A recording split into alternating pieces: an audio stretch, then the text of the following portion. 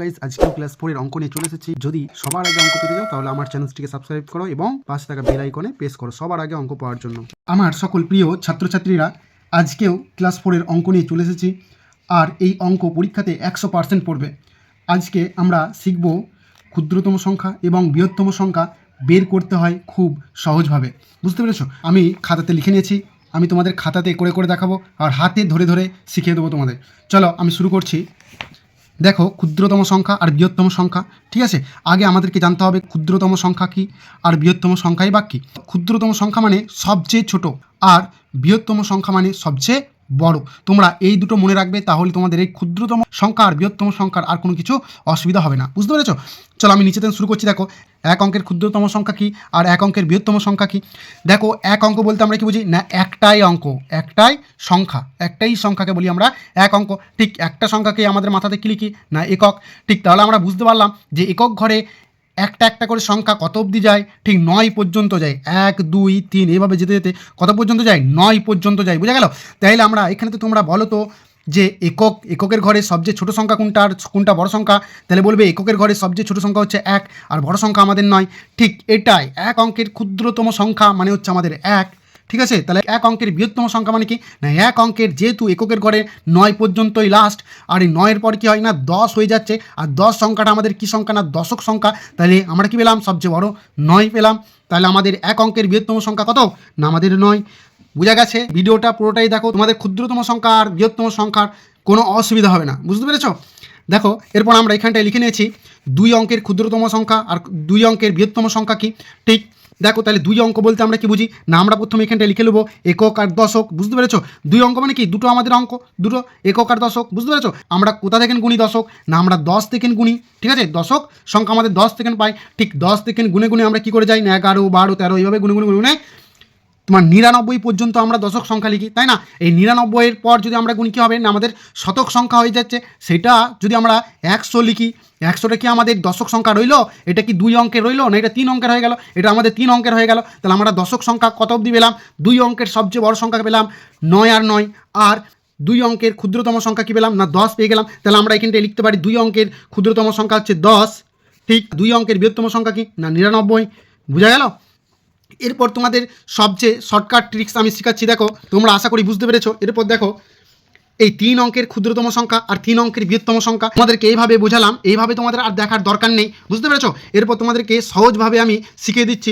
যখন আমাদের বলবে 3 অঙ্কের ক্ষুদ্রতম বা 4 অঙ্কের ক্ষুদ্রতম সংখ্যা, 5 অঙ্কের ক্ষুদ্রতম সংখ্যা, আমাদের কিচ্ছু করার দরকার নেই। যে অঙ্ক বলবে, যত অঙ্কের বলবে, ঠিক আছে, যত অঙ্কের বলবে, এখানে যেহেতু বলেছে 3 অঙ্কের, এইখানটায় আমরা কি লিখবো, এখানে দেখতে হবে ক্ষুদ্রতম সংখ্যা। ক্ষুদ্রতম সংখ্যা মানে সবচেয়ে ছোট, আর বৃহত্তম সংখ্যা মানে কি সবচেয়ে বড়। বুঝতে পেরেছো? তাহলে আমাদের 3 অঙ্কের ক্ষুদ্রতম সংখ্যা বলেছে, আমরা দেখলাম যে 3 অঙ্কের ক্ষুদ্রতম সংখ্যা কত পেলাম না আমাদের 100 পেলাম। আর 2 অঙ্কের ক্ষুদ্রতম সংখ্যা পেলাম কি না 10 পেলাম। বুঝতে পেরেছো? তাইলে আমরা সহজেই বলতে পারি 2 অঙ্কের যখন আমরা লিখলাম এখানটায় 1-এর পিঠে একটা শূন্য। বুঝতে পেরেছো? এটা হচ্ছে 2 অঙ্কের সংখ্যা হলো। ঠিক 3 অঙ্কের যদি আমরা লিখি কী লিখবো না 1-এর পিঠে দুটো শূন্য। তাহলে আমাদের কী হচ্ছে 3টে অঙ্ক হচ্ছে। তাইলে আমরা বলতে পারি যখন আমাদের 4 অঙ্কের ক্ষুদ্রতম সংখ্যা বলবে 1 লিখে কী করবো 3টে শূন্য দেবো। তাহলে আমাদের কী হচ্ছে 4 অঙ্কের হয়ে যাচ্ছে। দেখো, 1 2 3 4 4 অঙ্কের হয়ে যাচ্ছে। তাহলে আমরা অতি সহজেই অঙ্কগুলো করতে পারি। আমাদের যাই থাক, যদি আমাদের কোনো বলে যে 3 অঙ্কের ক্ষুদ্রতম সংখ্যা, 5 অঙ্কের ক্ষুদ্রতম সংখ্যা, 6 অঙ্কের বলুক, তাহলে আমরা কী করবো না 1 আমরা লিখবো। বুঝা গেল? আর এখানে কত সংখ্যা বলেছে না 3 অঙ্কের। দেখো, 3 অঙ্ক থেকে আমার একটা সংখ্যা চলে গেল, তাহলে আর কটা পড়ে রইল না দুটো, তার জন্য শূন্য দিয়ে দেবো। কিন্তু ক্ষুদ্রতম সংখ্যার সময়ই হবে 1 লিখবে, যত অঙ্কের বলবে সেইখান থেকে 1 বাদ দিয়ে বাকি যেটা পড়ে থাকবে তটা শূন্য দিয়ে দেবে। দেখো, এখানে আমাদের কি বলেছে 3 অঙ্কের ক্ষুদ্রতম সংখ্যা। ঠিক 1 আমরা লিখলাম, আর কি করলাম না দুটো শূন্য দিয়ে দিলাম। মোট কটা সংখ্যা হলো 1 2 3টে। বুঝা গেল? চলো, 3 অঙ্কের বৃহত্তম সংখ্যা না আমরা পেলাম 2 অঙ্কের বৃহত্তম সংখ্যা মানে কি পেলাম না 2টো নয়। ঠিক 1 অঙ্কের বৃহত্তম সংখ্যা মানে কি পেলাম একটা নয়। ঠিক বুঝতে পেরেছো? তাহলে 3 অঙ্কের বৃহত্তম সংখ্যা মানে তোমরা বুঝতেই পারছো যে 3টে 9 হয়ে যাবে। দেখে নাও এখান থেকে কী আছে না 7 অঙ্কের ক্ষুদ্রতম সংখ্যা আর 7 অঙ্কের বৃহত্তম সংখ্যা। এটা ঝটাঝট তোমরা কমেন্টে লিখে দাও, লিখে ফেলো তাড়াতাড়ি। দেখো, তাহলে 7 অঙ্কের ক্ষুদ্রতম সংখ্যা মানে কি বললাম আমরা 1 লিখবো। ঠিক 7-এর থেকে একটা অঙ্ক চলে গেল, কটা থাকবে না 6 থাকলো। তাহলে আমরা কি করবো না 6টা শূন্য দিয়ে দেবো। বুঝা গেল? ঠিক এখানে 7 অঙ্কের বৃহত্তম সংখ্যা না আমরা পেলাম যে 1 অঙ্কের বৃহত্তম সংখ্যা 9। তাহলে 7 অঙ্কের বৃহত্তম সংখ্যা কী হবে 7টা 9। বুঝা গেল? এরপর আমরা চলে আসি, এটা তোমাদের হোমওয়ার্ক রইল। দেখো 9 অঙ্কের ক্ষুদ্রতম সংখ্যা আর 9 অঙ্কের বৃহত্তম সংখ্যা। তাহলে আশা করছি এটা তোমরা পারবে, এটা তোমরা একদম গ্যারান্টি পারবে। আর যারা পারবে তারা একটু কমেন্টে বলে যাও এটার উত্তরটা কত হবে। চলো আমরা নেক্সট অঙ্কে চলে আসছি। দেখো এখানটা আমি একটা উদাহরণ দিয়ে দিয়েছি। দেখো এখানে 4, 8, 1, 6 এর মধ্যে ক্ষুদ্রতম সংখ্যা কত? তাহলে তোমরা বলো তো এখানের মধ্যে ক্ষুদ্রতম আর বৃহত্তম। তাহলে আমি ক্ষুদ্রতম মানে কি বলেছিলাম, যেহেতু আমাদের এখানে সংখ্যা দেওয়া আছে তার জন্য এখানের মধ্যে দেখবো কোনটা আমাদের সবচেয়ে বড় আর কোনটা আমাদের সবচেয়ে ছোট। তাহলে আমরা এখানটা দেখতে পাচ্ছি 8 সবচেয়ে বড়, তাহলে 8 আমার কি হবে না বৃহত্তম। ঠিক এখানে সবচেয়ে ছোট সংখ্যা কোনটা না 1, তাহলে 1 হলো আমাদের ক্ষুদ্রতম। তাহলে আমরা লিখতে পারি ক্ষুদ্রতম সংখ্যা কত? 1 পেলাম।